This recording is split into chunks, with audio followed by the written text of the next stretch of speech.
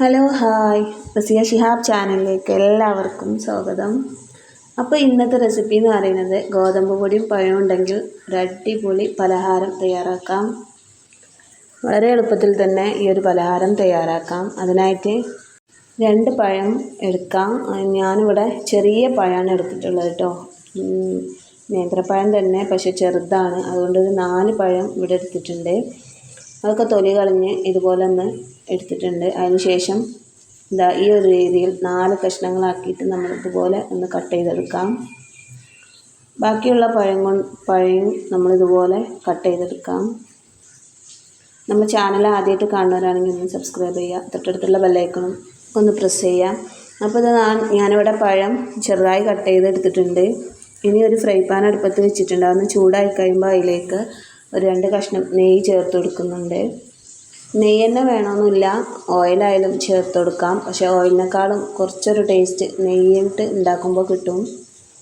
അപ്പോൾ നെയ്യ് നന്നായി ചൂടായി കഴിഞ്ഞ ശേഷം ഞാനിതിലേക്ക് കാഷ്യൂനട്ടാണ് ചേർത്ത് കൊടുത്തിട്ടുള്ളത്. ചെറിയ കഷ്ണങ്ങളാക്കിയിട്ട് ഇതിലേക്ക് ചേർത്ത് കൊടുത്തിട്ടുണ്ട്.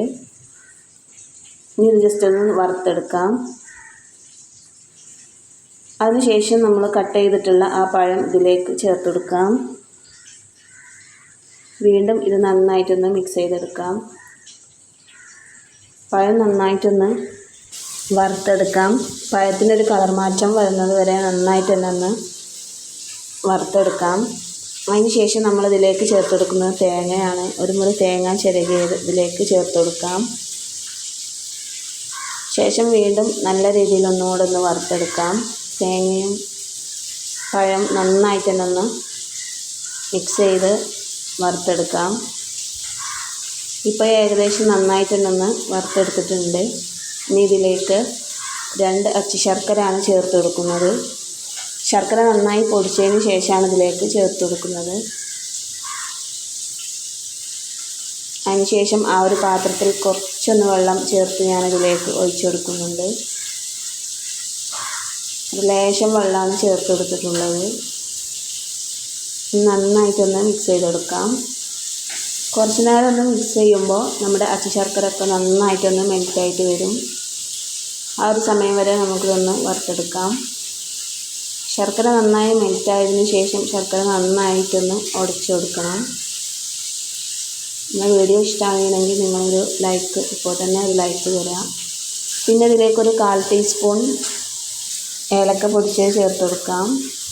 അതിനുശേഷം വീണ്ടും നന്നായിട്ടൊന്ന് മിക്സ് ചെയ്ത് നമ്മുടെ ശർക്കരയൊക്കെ നന്നായിട്ടൊന്ന് പൊടിച്ചെടുക്കാം. ഇപ്പോൾ അവിടെ നന്നായിട്ടൊന്ന് ഞാനൊന്ന് പൊടിച്ചെടുത്തിട്ടുണ്ട്. ഇനി നമുക്ക് ഗോതമ്പ് പൊടി എടുക്കാം. 1 കപ്പ് ഗോതമ്പ് പൊടിയാണ് എടുത്തിട്ടുള്ളത്. അതൊരു ബൗളിലേക്ക് ഇട്ടെടുക്കാം. അതിനുശേഷം ആ ഒരു കപ്പിൽ വെള്ളം എടുക്കാം. 1 കപ്പ് വെള്ളം തന്നെ ഇതിലേക്ക് ചേർത്ത് കൊടുക്കാം. കുറേശ്ശെ ചേർത്ത് നോക്കാം, ആവശ്യമുണ്ടെങ്കിൽ വേണമെങ്കിൽ ചേർത്ത് കൊടുക്കാം. അപ്പോൾ ഏകദേശം ഞാൻ 1 കപ്പ് വെള്ളം തന്നെ ഇതിലേക്ക് ഒഴിച്ചു കൊടുത്തിട്ടുണ്ട്. നന്നായിട്ടൊന്ന് മിക്സ് ചെയ്തെടുക്കാം. ഇപ്പോൾ ഈ ഒരു പരുവത്തിലാണ് ഞാനിവിടെ എടുത്തിട്ടുള്ളത്. ഇനി ഇതിലേക്ക് നമ്മൾ മധുരം ബാലൻസ് ചെയ്യാൻ വേണ്ടി ഒരു പിഞ്ച് ഉപ്പ് ഇതിലേക്ക് ചേർത്ത് കൊടുക്കാം. വീണ്ടും നന്നായിട്ടൊന്ന് മിക്സ് ചെയ്ത് കൊടുക്കാം. അതിനുശേഷം ഇതിലേക്ക് നമ്മൾ പഴം വറുത്ത് വെച്ചിട്ടുള്ള അത് ഇതിലേക്ക് ഇട്ട് കൊടുക്കാം. വീണ്ടും നന്നായിട്ടൊന്ന് മിക്സ് ചെയ്തെടുക്കാം. അപ്പോൾ നമ്മുടെ ബാറ്റർ ഇവിടെ റെഡി ആയിട്ടുണ്ട് കേട്ടോ. നന്നായിട്ടൊന്ന് കട്ടകളൊക്കെ ഒടിച്ച് നന്നായിട്ടൊന്ന് മിക്സ് ചെയ്തെടുക്കാം. അതിനുശേഷം കേക്ക് ടിന്നോ അല്ലെങ്കിൽ ഇതുപോലൊരു പ്ലേറ്റ് എന്തെങ്കിലും എടുക്കുക.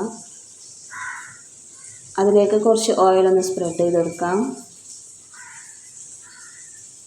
അതിനുശേഷം ഈ ബാറ്ററി അതിലേക്ക് ഒഴിച്ചു കൊടുക്കാം. ഫുള്ളായിട്ട് ഒഴിച്ചു കൊടുക്കാം. ഇനി ഇതുപോലൊരു പാത്രത്തിൽ റിങ് വെച്ച് അതിൻ്റെ മേലെ ഈ ഒരു ബാറ്ററി വെച്ച് കൊടുത്തിട്ടുണ്ട്. അതെല്ലാം ഉണ്ടെങ്കിൽ നിങ്ങൾ ഇഡ്ഡലി പാത്രത്തിൽ അതിൽ കൊള്ളാവുന്നൊരു പാത്രത്തിൽ ഇത് വെച്ചെടുക്കാം. ബാറ്ററി വെച്ചെടുത്ത് നന്നായിട്ടൊന്ന് വേവിച്ചെടുക്കാം. 10-20 മിനിറ്റ് കഴിയുമ്പോൾ നന്നായിട്ട് വെന്ത് കിട്ടും. നല്ലൊരു ഈസി റെസിപ്പിയാണ്. എല്ലാവരും ട്രൈ ചെയ്ത് നോക്കുക. നല്ലൊരു ടേസ്റ്റിയുള്ളൊരു പലഹാരമാണ്. വീഡിയോ ഇഷ്ടമായ നിങ്ങൾ മറ്റുള്ളവരേക്ക് ഷെയർ ചെയ്ത് കൊടുക്കുക. അപ്പോൾ പുതിയൊരു വീഡിയോയുമായി നമുക്ക് വീണ്ടും കാണാം. Okay, by.